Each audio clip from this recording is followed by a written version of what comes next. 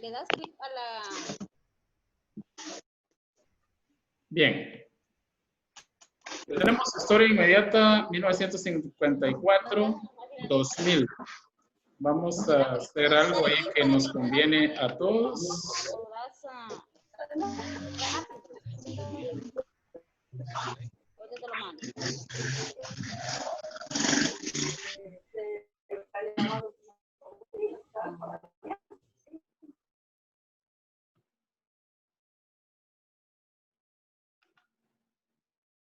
Bien, hoy sí, entramos de lleno a lo que es el tema.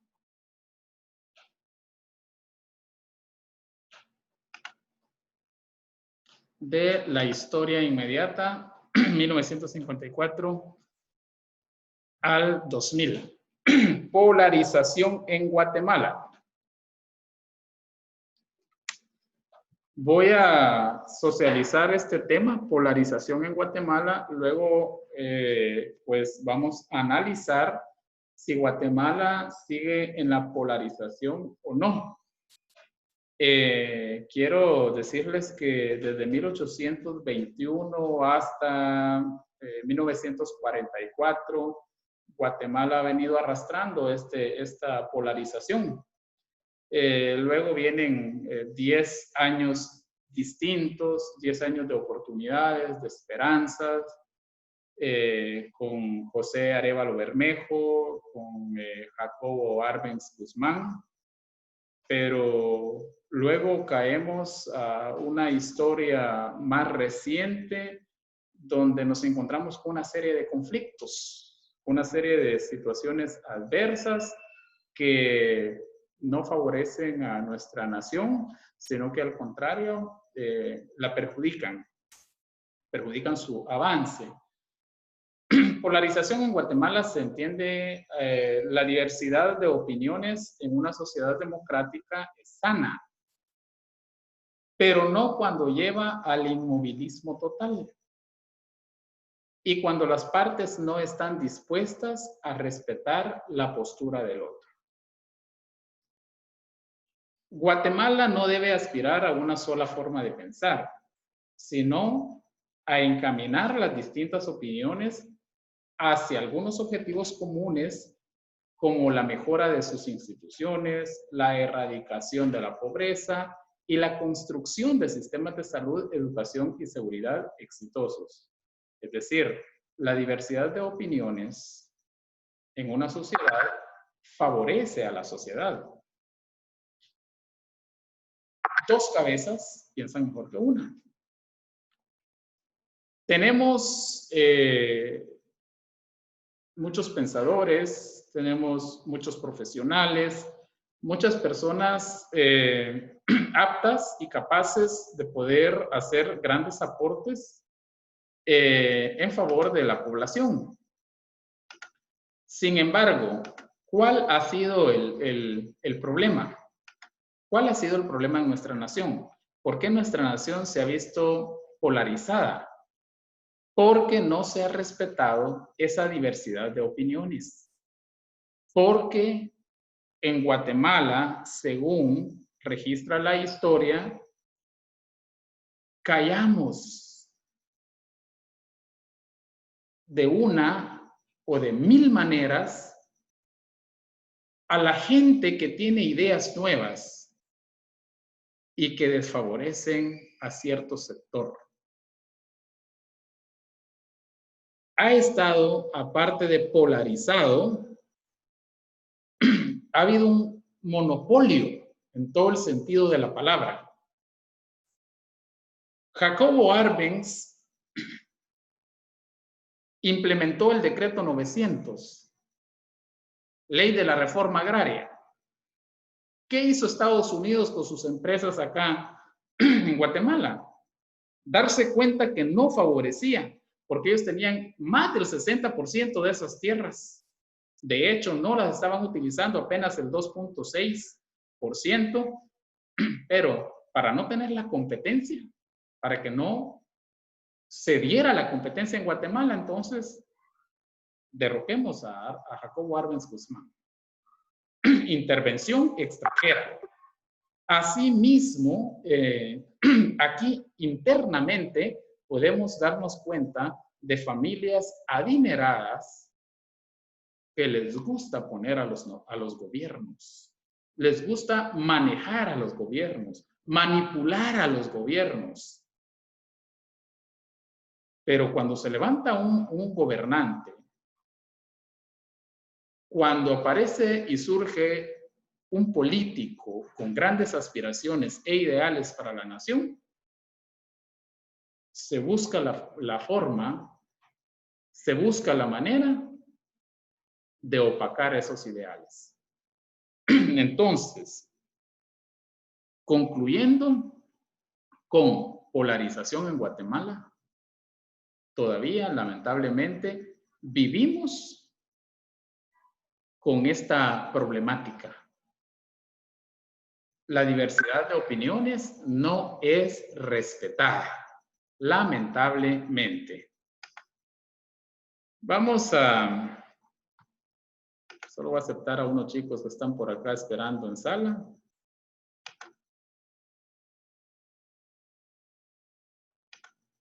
Bueno, continuamos.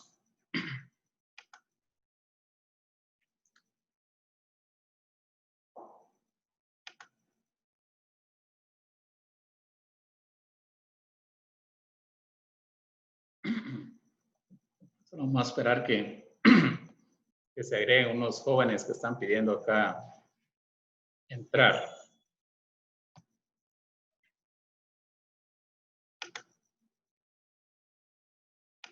Permítanme un segundo.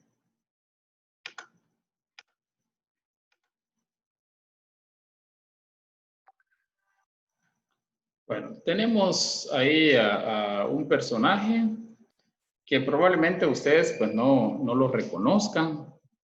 Ahorita vamos a hablar de él. Solo que como que los compañeros no quisieron entrar muy rápido y ahorita pues lamentablemente ya se interrumpe el proceso, ¿verdad? Me toca hacer pausa. Ojalá que ya no suceda. Muy bien, tenemos 1958 a 1963. ¿Qué pasó en ese lapso de tiempo? Hubo un intento de golpe de Estado al entonces presidente Miguel Ydígoras Fuentes. Exactamente fue el 13 de noviembre de 1960. Ese intento, digo así porque fue fallido. El nuevo gobierno continuó la política anticomunista de gobiernos anteriores, solamente que este personaje, Miguel Ydígoras Fuentes, fue más tolerante, permitió el regreso de varios políticos al país, y esto dio como resultado que aparecieran algunos partidos revolucionarios. Veamos qué sucedió según nuestra historia. Tenemos dos grupos que surgen y esta es la raíz precisamente del conflicto armado interno. Por el lado de las Fuerzas Armadas, por el lado del Ejército de Guatemala, por el lado del gobierno, tenemos las Fuerzas Armadas de Guatemala. Tenemos en las Fuerzas Armadas una defensa nacional que es, según lo establece el artículo 244 de la Constitución Política de la República de Guatemala. Tenemos el Ejército de Guatemala, tenemos la Armada de Guatemala, que constituye la Fuerza de Mar del Ejército de Guatemala. Tenemos la Fuerza Aérea Guatemalteca, la FAC, que constituye la Fuerza de Aire del Ejército de Guatemala. Fuerzas especiales de rescate, de operaciones de selva, de operaciones de alta montaña, los caibiles, que son soldados de élite del Ejército de Guatemala, preparados para llevar a cabo operaciones especiales, y asimismo teníamos el Escuadrón de la Muerte en el año 63 al 82. Un escuadrón que lo que hacía era agarrar grupos selectos y asesinarlos con la intención, bueno, de mejorar el país, de hacer una limpieza social, pero realmente de opacar ideales, ¿verdad?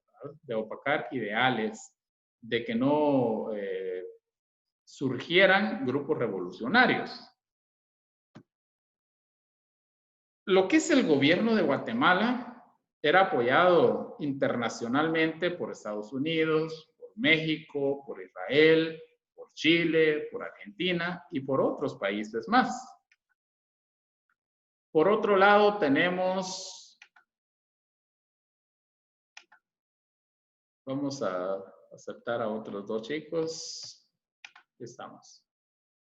Por otro lado, tenemos el movimiento revolucionario que surge en Guatemala, URNG, Unidad Revolucionaria Nacional Guatemalteca. Este movimiento, conocido comúnmente como la guerrilla. Tenemos otros movimientos, la PGT, que estuvo vigente hasta 1996, Partido Guatemalteco del Trabajo. Tenemos la MR-13, vigente entre 1960 y 1971, que fue un movimiento revolucionario que surge el 13 de noviembre de 1960. Tenemos FARC entre 1960 y 1971, que son las Fuerzas Armadas Rebeldes. La EGP, desde 1971 a 1996, que significa Ejército Guerrillero de los Pobres, y la ORPA, de 1979 a 1996, que es la Organización del Pueblo de Armas. Apoyo internacional, Cuba y Nicaragua. El apoyo internacional. Conflicto armado interno. ¿Cuántos años? 36 años de conflicto armado interno. Sí, ahorita elaboramos un PNI, lo positivo, lo negativo y lo interesante de este conflicto armado. ¿Qué podemos decir? Lo positivo. Buscamos y rebuscamos y no encontramos positivo en este conflicto armado interno. No tiene positivo. Lo negativo. Sí tenemos que contar. Tenemos mucho que contar en cuanto a lo negativo. Tenemos en ese conflicto datos estadísticos aproximados. 45,000 personas desaparecidas. Es una cantidad muy elevada. En esas 45,000 personas desaparecidas, encontramos hombres, encontramos mujeres, encontramos niños, encontramos niñas, lamentablemente. 10,000 personas desplazadas. 10,000 personas que buscan dónde refugiarse. Generalmente, personas que se movieron de su lugar de origen, no solamente a otro lugar del país, sino fuera de la nación. Y según la Comisión para el Esclarecimiento Histórico del Conflicto Armado, en cuanto a índices de violencia, tenemos grados de responsabilidad, fuerzas gubernamentales. Según la Comisión para el Esclarecimiento Histórico del Conflicto Armado, las fuerzas gubernamentales son responsables de todo este tipo de violencia en un 93%. los grupos guerrilleros en un 3%, y hay un grupo no identificado que se le asume el grado de responsabilidad del 4%. Pero no es todo, no es todo, no son estos datos, falta un dato importante. ¿Qué dato es el importante? Que tenemos un saldo en el conflicto armado interno aproximado de 200,000 muertes. Si nosotros nos detenemos un poco a leer, a investigar, a ver videos, pues la verdad es que terminamos melancólicos, tristes, con coraje. ¿Cómo es posible que Guatemala, siendo un país, llegó al extremo de confrontaciones internas, haciéndonos daño nosotros mismos como nación? Insólito este acontecimiento. ¿Cuáles pudieron haber sido las causas? Uno, poder político. Hemos, a grandes rasgos, estudiado la historia de Guatemala y podemos ver cómo estos grupos siempre liberales, conservadores, han venido en competencia, cosa que ha inmovilizado los ideales y el desarrollo del país. ¿Cómo surge en el conflicto armado interno, por un lado el gobierno y por el otro lado la guerrilla? Creo que, como hemos venido estudiando, Estados Unidos tenía grandes proporciones de tierra. Gobiernos que habían cedido sus tierras a gente de otra nación, dígase Estados Unidos. Justo Rufino Barrios recibiendo dinero a cambio de dar permiso para trabajar las tierras a su antojo a la compañía de frutas. Y todo esto vino a ser heridas, llagas, heridas en la población que era marginada. Cómo Rafael Carrera apoyó al sector indígena, pero aparece otro gobierno y le da la espalda al sector indígena. Cómo Jorge Ubico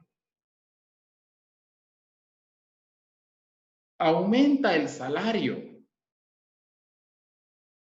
pero solo en un 15%, a las personas que ganaban de 14 para abajo, de 14, vamos a llamarle quetzales. Y todo esto vino a crear movimientos de revolución en universitarios, en maestros, en abogados, en muchos sectores del país. La población de Guatemala, en un alto porcentaje, siendo afectada por las malas decisiones de nuestros gobernantes. Y todo esto permite ese descontento y llegamos a ese conflicto armado interno. 36 años de sufrimiento, 36 años donde muchos sectores del país, la mayoría de sectores del país, viviendo con miedo. Recuerdo cuando yo era niño, observar ingresar a nuestro municipio al ejército de Guatemala y que venía por jóvenes que cumplían 18 años para hacerlos parte del ejército. Recuerdo en una oportunidad ver cómo capturaron, porque habían comisionados militares, personas de las mismas comunidades, y cómo los comisionados apoyaban para informar cuántos jóvenes estaban ya cumpliendo 18 años o tenían 18 años, y los venían a traer. Y recuerdo que un soldado, nosotros éramos, digo nosotros porque andaba mi hermano y otros niños en ese entonces, observando, como un niño siempre es curioso, y nos dice un soldado, dentro de unos 10, 11 años venimos por ustedes, pero qué bueno que ya no fue así, ¿verdad? Entonces venimos a hacer hincapié, enfoque en que las malas decisiones de los gobiernos llevaron a tener a muchos sectores del país en descontentos y a pronunciarse, a manifestarse y a llegar a armarse para pelear sus derechos, para pelear sus derechos. Es lamentable a lo que llegó el país. Mientras otras naciones avanzaban, Guatemala peleándose entre su misma gente, con su misma gente. Tenemos el fin del conflicto interno. Antes de hablar del fin del conflicto interno, podemos hacer mención de una señora de nombre Rigoberta Menchú, ganadora del Premio Nobel de la Paz en 1993. Resulta que ella contó la historia de lo que había pasado en su pueblo, específicamente con su hermano, con sus padres, con su familia. Y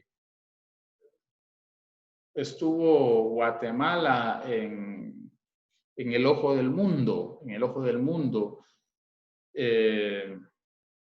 hablamos del genocidio, ¿se dio o no se dio en Guatemala?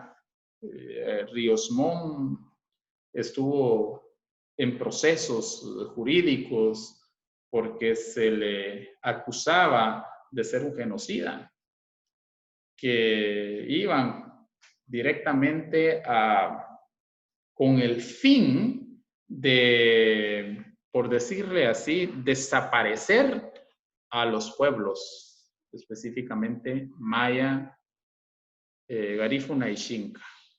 Esa era la intención. Y hubieron miles de muertos. Bien, tenemos entonces, ¿cuántos años específicamente de conflicto armado interno? 36 años. Pero un poquito más. 36 años, un mes y 16 días, Guatemala peleándose entre sí. En ese entonces, paralela a esta guerra interna, había una guerra fría entre Estados Unidos y la Unión Soviética. Pero bueno, ahí era entre naciones distintas, pero lo imperdonable con nosotros es pelearnos entre nosotros mismos. La gran pregunta es, ¿desapareció ese conflicto interno? ¿O solo desaparecieron las armas de un sector? ¿O solo desapareció en papeles, pero la realidad es otra? ¿Cuál será la verdadera realidad?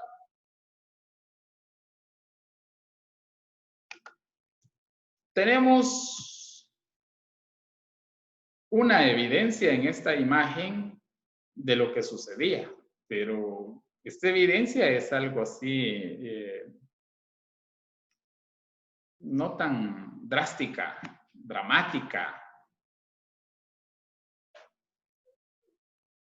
Un señor que, por decirlo así, vivió en carne propia lo sucedido, comentaba la forma de tortura. Cómo habían, por ejemplo, encontraban una señora embarazada, le abrían su vientre, sacaban al bebé y lo estrellaban en un árbol, en un muro, en una piedra. Cómo violaban a las mujeres cuando llegaba el ejército. Cómo obligaba las autoridades a que los civiles se involucraran en la guerra.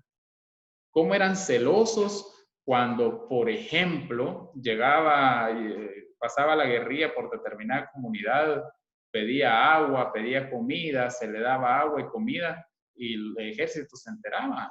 Era para que vinieran a esa comunidad y las torturaran. Entonces, situaciones complicadas y difíciles que vivió Guatemala. Luego de estos acontecimientos no agradables para el país y que son acontecimientos que todavía son causantes de que nosotros no seamos un país desarrollado. ¿Cuántos millones de quetzales se invirtieron en comprar armas? ¿Y cuánto se dejó de invertir en educación, en salud, en deporte, etcétera, etcétera? Entonces, todo esto nos tiene en la pobreza también. Tenemos acuerdos de paz en Guatemala. Acuerdo de paz, nos viene a la mente 1996. Muy bien, acuerdo de paz, excelente. Son cada uno de los temas, los acuerdos de paz, en los que el gobierno de Guatemala, junto a la URNG, que es la Unidad Revolucionaria Nacional Guatemalteca, negociaron para alcanzar soluciones pacíficas a los principales problemas que generaron el enfrentamiento armado en el país, un enfrentamiento de 36 años. Lo único es que estas negociaciones se llevaron a cabo en países como México, España, Noruega, Suecia, y estas negociaciones más o menos llevaron un proceso, un lapso de tiempo de 14 años. La negociación culminó con el 12º acuerdo, que es la paz firme y duradera del 29 de diciembre de 1996 en el Palacio Nacional de la Cultura en la ciudad de Guatemala. Quiero comentarles que el que tuvo el privilegio de poder concretar esta firma de los acuerdos de paz fue Álvaro Arzú. Él tuvo el privilegio, pero no fue él solamente que la impulsó, no solamente él tiene el mérito. Cuando Álvaro Arzú, en ese entonces presidente de Guatemala, firmó los acuerdos de paz, el comandante de la guerrilla era el señor Rolando Morán. Y ellos, pues gracias a Dios, consumaron la guerra interna y le dieron espacio a los acuerdos de paz en Guatemala. Quiero con ustedes brevemente socializar 12 acuerdos que son los acuerdos de la paz en Guatemala. Ahora, ¿estos acuerdos se están o no se están cumpliendo? ¿Se están o no se están llevando a cabo? Vamos, ustedes mismos me van a ayudar ahí a hacer este análisis, si se está o no se está cumpliendo. Diciembre de 1996. Se firman los siguientes acuerdos. Antes de hablar de los 12 acuerdos, quiero hablarles de lo que sucedió solamente en diciembre. Voy a empezar de lo último al principio. Tenemos el día 4, acuerdo sobre el definitivo cese al fuego. Este acuerdo fue firmado en Oslo, Noruega. Acuerdo sobre el definitivo cese al fuego. Interesante acuerdo. Tenemos otro día importante también que fue parte de los acuerdos de paz, que fue el día 7 de diciembre, acuerdo sobre reformas constitucionales y régimen electoral. Esto se llevó a cabo en Estocolmo, Suecia. Tenemos el día 12, que es un acuerdo sobre bases para la incorporación de la URLG a la legalidad. Este acuerdo se firma en Madrid, España. Tenemos el 29 de diciembre de 1996 que se suscribe el acta en la ciudad de Guatemala, el acuerdo de paz firme y duradera y el cronograma para la implementación y cumplimiento y verificación de los acuerdos de paz. Muy bien, vamos a hacer pausa en breve porque seguramente ya estamos llegando a los 40 minutos y seguramente pues nos toca que hacer una pausa de 10 minutos cuando se corte. Así es de que yo les invito a que ingresen lo más pronto posible cuando ya esté habilitado los 10 minutos porque así no hay interrupción al momento de estarles aceptando en lo que es el Zoom, ¿verdad? Bien, entonces, hechos importantes. No sé, yo creo que la mayoría de ustedes pues ni habían nacido en 1996, creo, no sé, ¿verdad? Pero sí fueron hechos importantes. Un año importante, el 1996. Importante estos acuerdos de paz que dieron fin a un conflicto armado interno de 36 años, un mes, 16 días, donde la muerte, la injusticia,